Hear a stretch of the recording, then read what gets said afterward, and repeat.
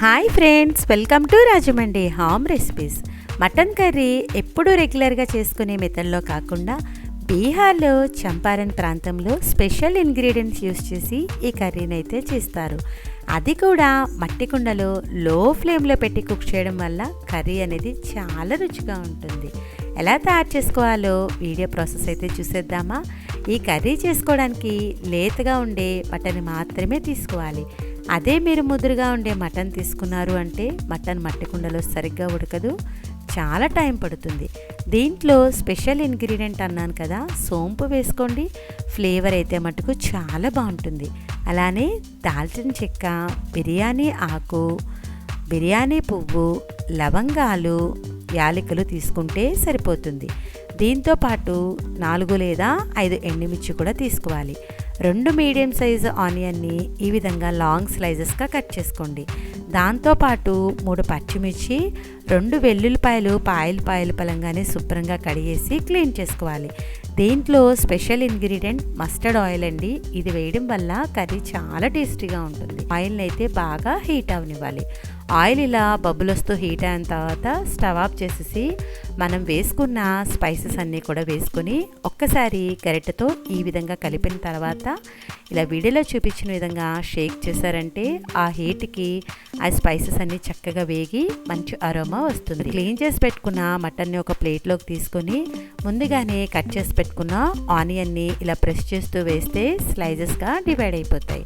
ఇలా ఆనియన్ కూడా వేసుకున్నాం కదా, టేస్ట్కి సరిపడా సాల్ట్, ఒక 2 స్పూన్ల దాకా రెడ్ చిల్లీ పౌడర్ కూడా వేసుకోండి.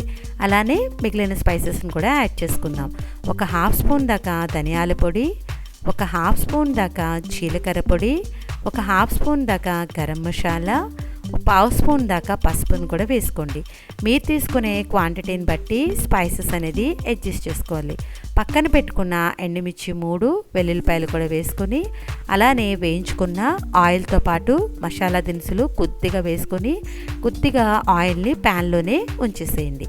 ఇప్పుడు ఇవన్నీ కూడా బాగా కలిసేలాగా వీడియోలో చూపించిన విధంగా అడుగు నుంచి అంతా కూడా బాగా కలిసేలాగా కలిపేసుకోండి.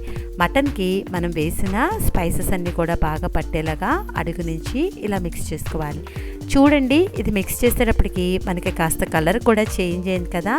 దీంట్లోకి ఫ్రెష్గా దంచి పెట్టుకున్న అల్లం వెల్లుల్లి పేస్ట్ కూడా 1 స్పూన్ దాకా వేసుకొని బాగా మిక్స్ అయ్యేలాగా మిక్స్ చేసేసుకోండి. ఇలా మసాలా అంతా కలిసిన తర్వాత ఈ మటన్ని ఒక అరగంట సేపు పక్కన పెట్టారంటే స్పైసెస్ అన్నీ బాగా పడుతుంది.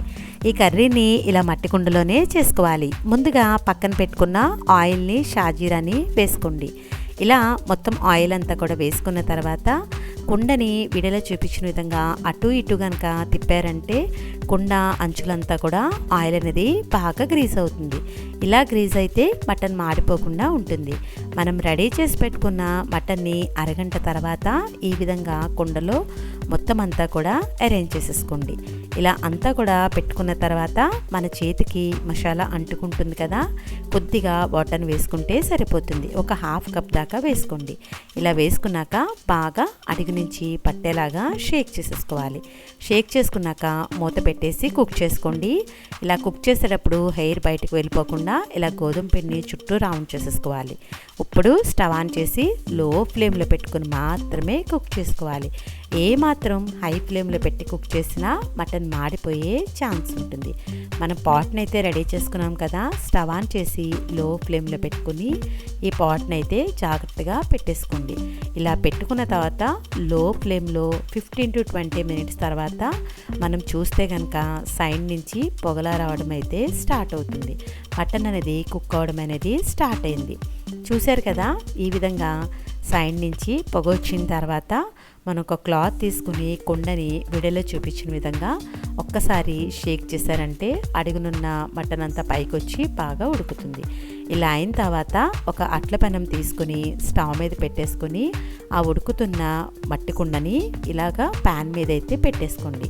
ఒకసారి షేక్ చేసేసి ప్యాన్ మీద పెట్టేసి లో ఫ్లేమ్లో కుక్ చేసుకోవాలి. ఇలా ఓవరాల్గా 50 to 60 మినిట్స్ పాటు కుక్ చేసుకుంటేనే మటన్ అనేది ఉడుకుతుంది. మటన్ ఉడకడానికి టైం పడుతుందండి. ఇలా ఒక 1 అవర్ దాకా లో ఫ్లేమ్లో పెట్టుకుని కుక్ చేసుకోండి. ఒక 15 to 60 మినిట్స్ అయిన తర్వాత చాక్ తీసుకుని ఇలా నెమ్మదిగా మధ్యలో కట్ చేసి దీనిపైన ఉన్న మూతను తీసుకొని మటన్ అనేది కుక్ అయిందా లేదా అనేది చెక్ చేద్దాము. చూడండి, మటన్ అనేది చక్కగా పర్ఫెక్ట్గా ఉడికింది. ఇలా ఒక ముక్కని ఫోర్క్ తీసుకుని గుచ్చుకొని ఉడికిందా లేదా అనేది చెక్ చేయాలి. మటన్ అయితే ఉడికిపోయింది కదా. ఇలా మట్టి కుండలో లో ఫ్లేమ్లో ఎక్కువసేపు ఉడికించడం వల్ల మటన్ టేస్ట్ అయితే మటుకు చాలా బాగుంటుంది. దీంట్లో మనం వెల్లుల్లిపాయలు కూడా వేసి కుక్ చేసాం కదా, ఆ మసాలాలన్నీ పట్టి వెల్లుల్లిపాయ తిన్నా కూడా చాలా టేస్టీగా ఉంటుందండి.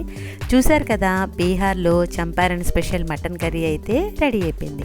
ఇంకెందుకు ఆలస్యం, నేను చెప్పిన ఈ టిప్స్ ఫాలో అవుతూ మీరు కూడా ఈ మటన్ కర్రీని మట్టి కుండలో ట్రై చేసి ఎలా వచ్చిందనేది మీ అమూల్యమైన ఫీడ్బ్యాక్ని మటుకు నా కామెంట్ సెక్షన్లో తెలియజేయడం అయితే మర్చిపోవద్దు. మీ అందరికీ నా వీడియో నచ్చిందని అనుకుంటున్నా. Thanks for watching my video. Please like, comment, share, subscribe my channel.